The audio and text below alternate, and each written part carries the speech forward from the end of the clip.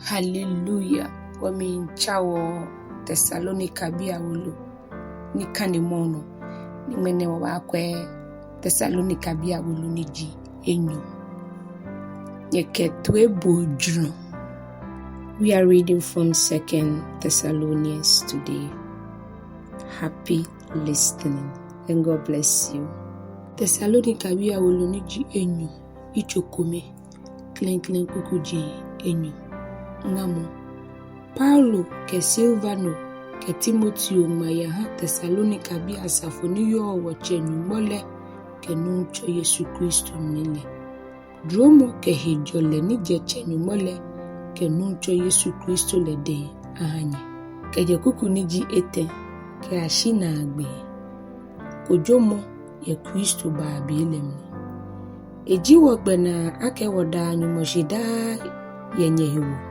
Anyemime tamaboni sale eja kenye hemo keyeli le mi dana akpa ninyete mo fe mo sumo ni ekesumo enani mele mi fake mi yano miwole odi enjetete wo hran wo fon nye no yenyuma asafo ele amni yenye hi mi amo kenye hemo keyeli ni nyehie yenye yiwale kenye manehunu ni nyenale amni le Eji nyoma Kojomɔ ni jagbele okadi koni abunye ake nye sanyoma manche yeli ni nye na hinole ake ni eja ye nyomo hi ake meni hawo nyele hawo ame etunajia ni nye meni ahawo nyele hanye ke wofe hejomo beni ajie nu cho Yesu kpo ke ajenwe ke bofo ni yo hiwalele ike lalile ato wele Yemeni le nyumo, kemeni bo wanu cho Yesu Kristo sani papale toile ano. Ame ana nyumo wu, niji na anu hepata ni aji ame ke aje nucho lehi, ke ehe walele anu nyam lehi. Beni eba, koni awu ehi nyam ye eme kron ele amni. Ni ana ena akpe ni ye ehe nyelo ele fe amni, ye na kanbile enole, ake ahe wadase, ni wayiwo chonyele aye. Ene hu ni wasolioda wohanye. Kuni wanyumole abunye akeme ni sachemole ni eke walele aha epapa femo emi shefe ni nyeyo kenye hemo keye ni nuchumole ayubo boni afeni awo wonu cho Yesu Kristo gbele hi nyam yenyemni ni nyehunye hi abanyam ye emni ye wanyumole ke nucho Yesu Kristo dromolena. Hallelujah. Tesalonikabii Awolo ni ji enyo. Icho enyo. Ke je klen kuku ke ashi kuku ni ji nyuma ke enyo. Mlakwalɔ. Shiwo mi panye fai anyemime. Ye nucho Yesu Kristo baale. Ke wonani aba abua ye ngole hiwake. Nyɛhãa aha nyedwe mofutu ya. Nyansa nyɛhãa akemumoko. Lo wiemɔ, lo woloko, ni ake ejewo ngole mi hanye hao, ake nunchole gbile eshe etan. Nyɛhãa moko mi shishio anye ye gbeku no, eja ake jajamo kwamole eba fedan, ni ajie mlakwamo gbomole, ni jihie patamo bile ekpo.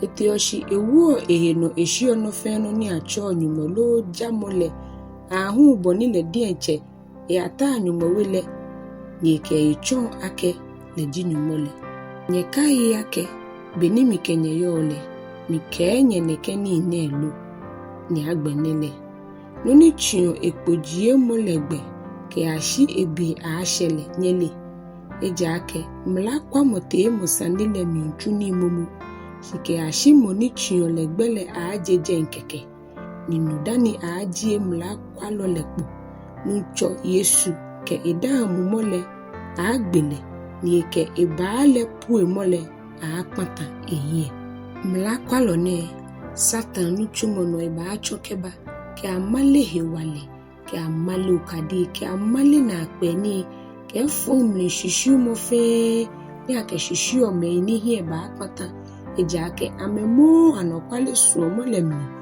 ni akehiri ame yiwalale.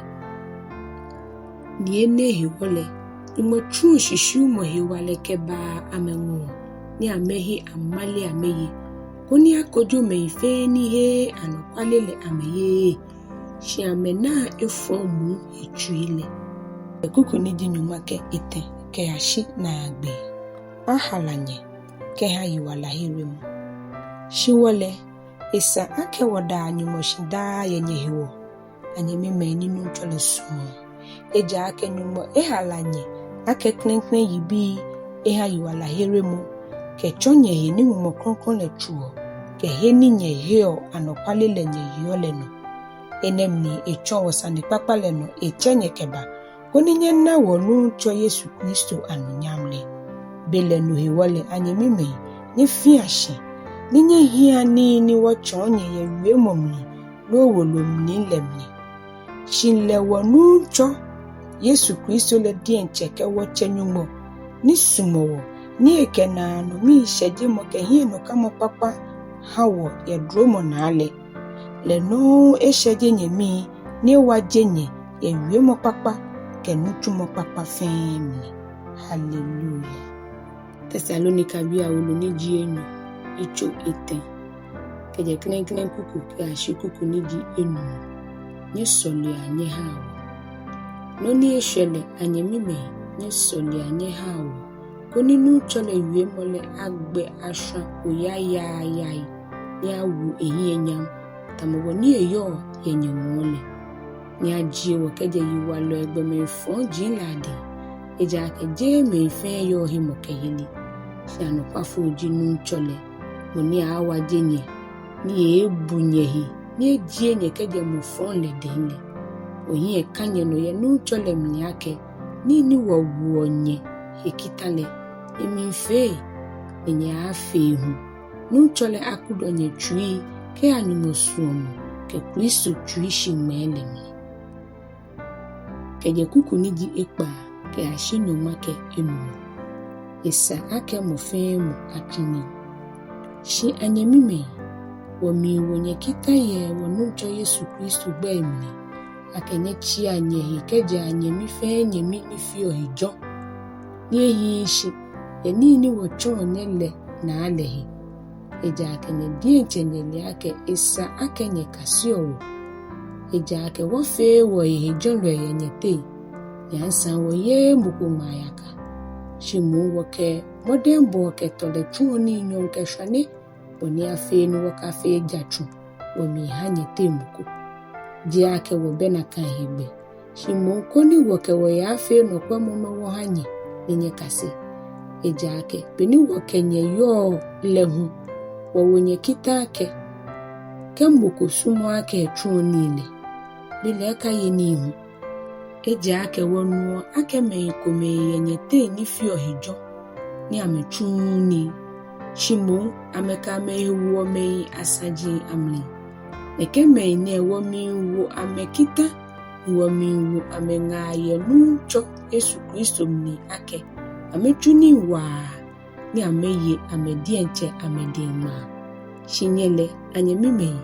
Nikɛhã ipapa fe womintoanye. Shike mokobo wo wiemɔ ni yo wolo lemni le toile. Ekadi ale. Ninyekela akabwa. Kone ehi agbo. Ninyeka buale ake henyelo. Shimonye wianye chwale ake nyemi. Keje kuku ni jinyo make ikpa. Kɛhã Naagbee. Naagbee wiemɔ. Shinle hejole nuchole dienche ahanye hejole daa. Yegbefe egbenu. Nuchole kenye fe ahishi. Mi Paulo dienche minili na bimo. Ni jio kadi yemi wolo fe wolo mnine. Boni mi maane. Wanucho Yesu Kristo dromo le kenye fe ahishi. Amen. Hallelujah.